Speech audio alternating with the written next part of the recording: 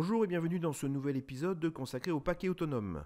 Alors ce n'est pas du tout une nouveauté, mais c'est vrai que ça fait longtemps qu'on n'en a pas parlé, donc c'est l'occasion avec le Security Center V11 de faire une petite vidéo sur le sujet. Pour cela, direction installation à distance et paquet d'installation. Avant cela, attardons-nous quand même sur les applications du paquet autonome. Dans quel cas l'utiliser? Alors déjà, bien sûr, si le Security Center est un mode cloud, donc vu sur Internet, pratique car les machines ne sont pas joignables tout simplement.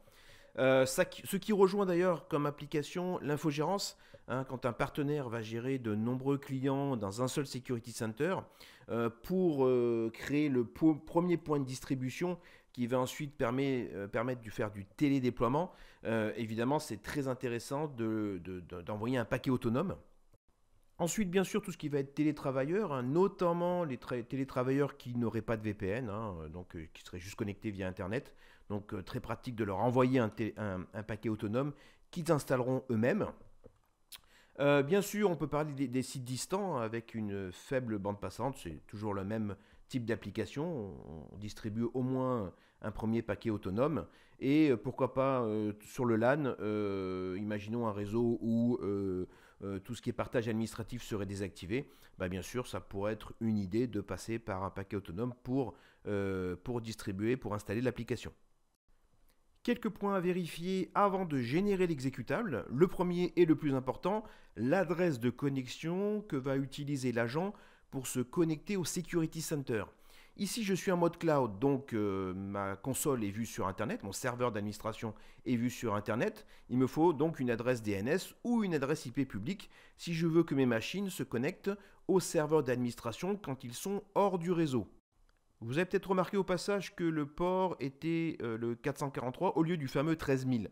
Alors pourquoi? Tout simplement parce que le port 13000 est souvent fermé sur certaines bornes Wi-Fi publiques par exemple, et que nous avons envie d'avoir une visibilité totale de nos machines. Au passage, vous remarquez qu'on a désactivé le port UDP 15000 puisque tout simplement on n'arrivera pas à joindre les machines, on ne sait pas où elles sont géographiquement, donc ça ne sert à rien d'essayer de les joindre sur l'UDP 15000, donc on désactive. Au niveau du paquet KES 11, rien de spécial, si ce n'est bien sûr que si vous avez des vieilles machines, vous pouvez pourquoi pas ici demander que certains moteurs ne soient pas installés. Et enfin, si vous avez déjà une solution de protection installée, on peut tenter de la désinstaller en cochant la petite case qui est ici.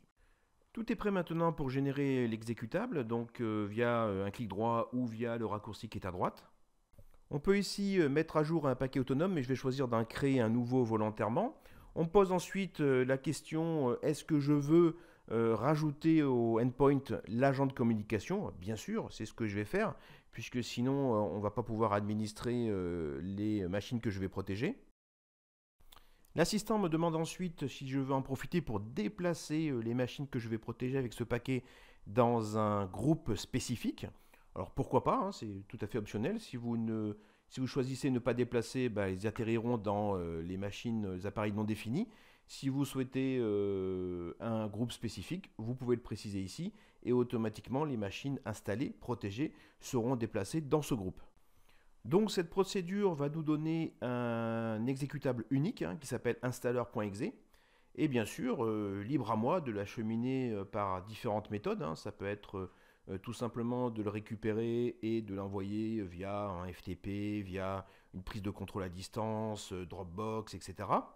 Ou pourquoi pas, si j'ai un client email ici, je peux l'envoyer tout de suite par email.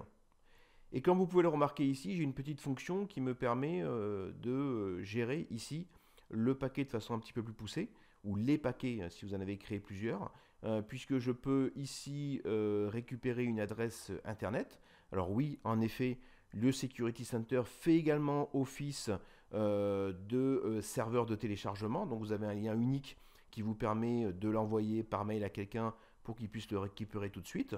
Vous pouvez sinon faire aussi un enregistrer sous, donner un nom explicite pour créer une espèce de bibliothèque de paquets autonomes. Et une fois que c'est fait, une fois que vous l'avez donné à votre collaborateur, bien sûr celui-ci devra l'exécuter en mode administrateur local et ensuite c'est un process qui est entièrement automatisé. Donc il n'y a aucune compétence technique à avoir pour procéder à l'installation. Au passage, notez qu'il est possible de faire une installation silencieuse avec la ligne de commande /s afin d'utiliser pourquoi pas un logiciel tiers pour procéder à l'installation. Voilà, c'est tout pour aujourd'hui. Merci d'avoir suivi ce tutoriel et à très bientôt.